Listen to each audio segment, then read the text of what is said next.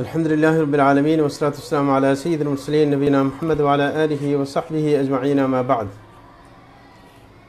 প্রিয় ভাইরা আমার, আমাদের এক ভাইয়ের প্রশ্ন খুবই চমৎকার প্রশ্ন। বিশেষ করে আরব দেশে এই মাসলা নিয়ে একটু ঝামেলা রয়েছে।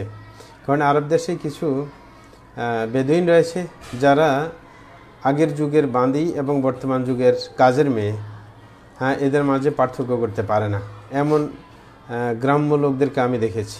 আমি যখন সৌদি আরবে ছিলাম হাফরুল বাতন এলাকায়, তখন একবার আমাদের অফিসে যখন দায়িত্ব এসেছে আমাদের উপর যে মানুষের যারা আরব দেশে যায় নতুন একামা করার জন্য তাদের অ্যাপ্লিকেশনের প্রয়োজন হয়, একসময় ছিল, এখন নেই। তো সেই সময় কাগজে দরখাস্ত করা লাগতো। সেই সময় এটাকে ফিল আপ করার দায়িত্ব আমাদের উপর বর্তায়। তো আমরা এগুলো করতাম অফিসের পক্ষ থেকে দায়িত্বপ্রাপ্ত হয়ে। তখন এরকম দেখলাম যে দুইজন সৌদি বসে বসে গল্প করছে আমার সামনে। একজন আরেকজনকে বলতেছে তার কাজে মেয়ের কথা, যে কেমন সুন্দর, কেমন কি, এসেই জিজ্ঞাসা করতেছিল।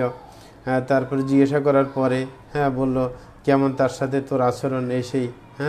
তখন ও জিজ্ঞাসা করলো যে তোর এতগুলো জানার ইচ্ছে জাগলো কী জন্য? তখন সে বলল যে অসুবিধা কি?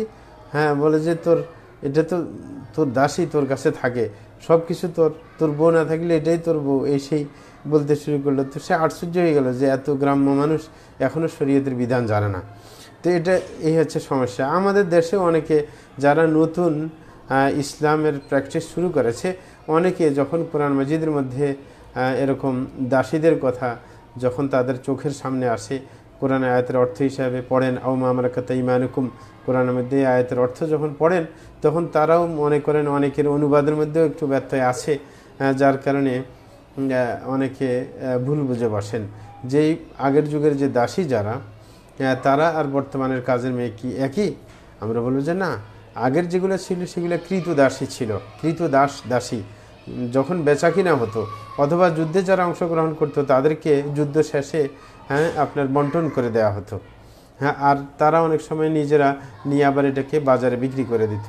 সেই কৃত দাসী তাদের বিধান ভিন্ন, আর বর্তমানে যারা আছে তাদের বিধান ভিন্ন। কারণ এরা যদিও বর্তমানে কাজের মেয়ে যারা অর্থাভাবে আমার আপনার কাছে তারা কাজ করে বেড়াচ্ছে, কিন্তু তারা তো স্বাধীন হয়ে জন্মগ্রহণ করেছে, কেউ তো তাদেরকে বিক্রি করে দেয়নি। সুতরাং বর্তমান যুগে যতই গরিব হোক না কেন, কাজের মেয়ে সে অবশ্যই স্বাধীন, কিন্তু তার আপনার চলাফেরার কষ্ট হয় বিধায় অন্যের ঘরে সে কাজ করে আপনার নিজের জীবনকে পরিচালনা করছেন।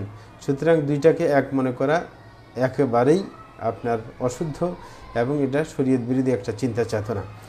দাসীদের বিধান ভিন্ন, তাদের সাথে সহবাস করা, বিয়ে পর্দার বিধান, সেইগুলোর ব্যাপারে আপনার সহবাস করার ব্যাপারে স্ত্রীদের মতোই সহবাস করতে পারবে।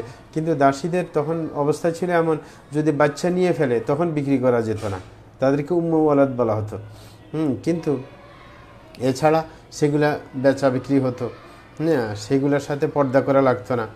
সুতরাং অনেক বিধানে বেশ কম।